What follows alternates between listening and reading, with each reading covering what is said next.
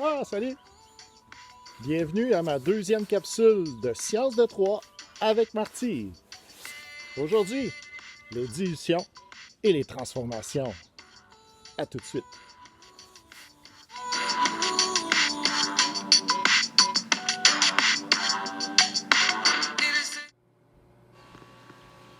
Lors de la dernière capsule, on avait réalisé une solution par dissolution.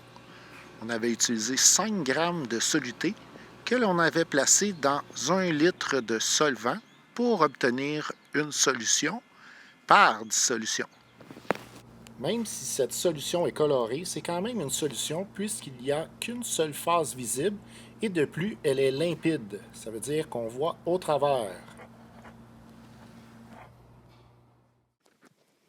Lors d'une dilution, on n'utilise pas de soluté. On utilise seulement un solvant. On commence par une solution initiale, celle que vous voyez à l'écran. Ensuite, on rajoute du solvant.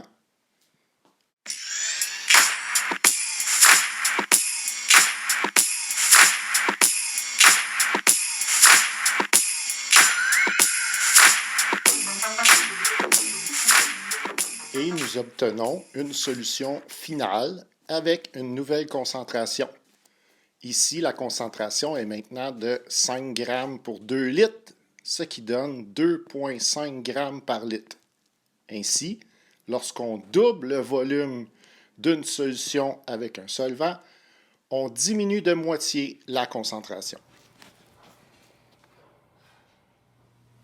Si on décide de rajouter 1 litre de solvant de plus, donc de tripler le volume de solvant, on va obtenir une concentration 3 fois moins élevée, donc 3 fois plus petite. Nous avons maintenant 5 grammes dans 3 litres, ce qui donne une concentration de 1,25 grammes par litre. Le solvant a triplé, mais la concentration est 3 fois plus petite.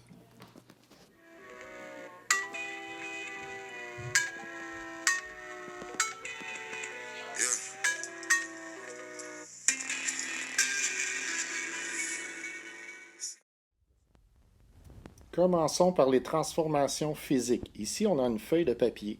Si on la prend et qu'on la déchire, c'est une transformation physique puisque c'est toujours du papier. On n'a pas changé la nature de la substance, c'est la même substance suite à la transformation.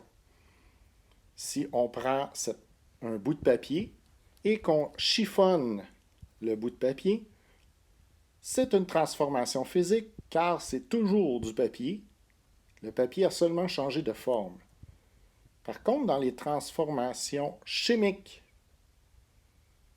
on se retrouve à avoir des transformations qui font en sorte que la substance n'est plus la même.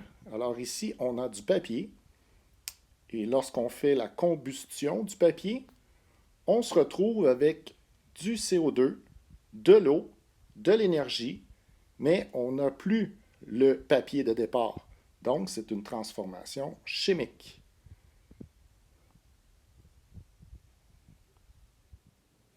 Dans les transformations physiques, on a aussi les changements de phase. Ici, on voit à l'écran un cube de glace à l'état solide et on peut voir de l'eau qui apparaît sous forme liquide.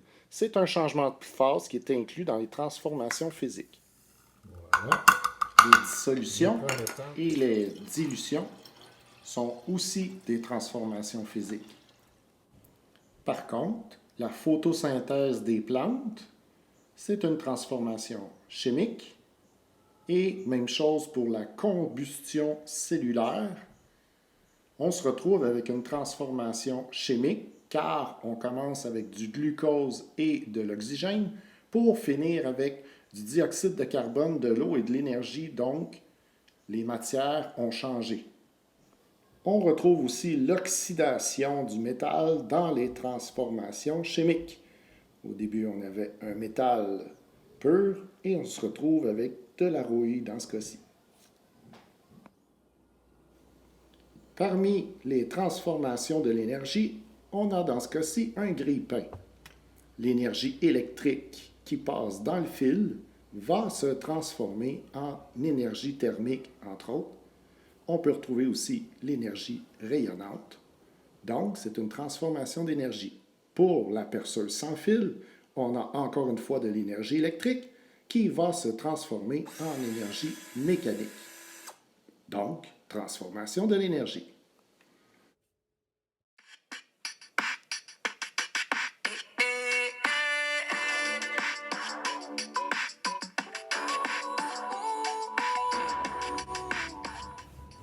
C'est déjà terminé. Je vous remercie d'avoir visionné la deuxième capsule, Les sciences de 3 avec Marty.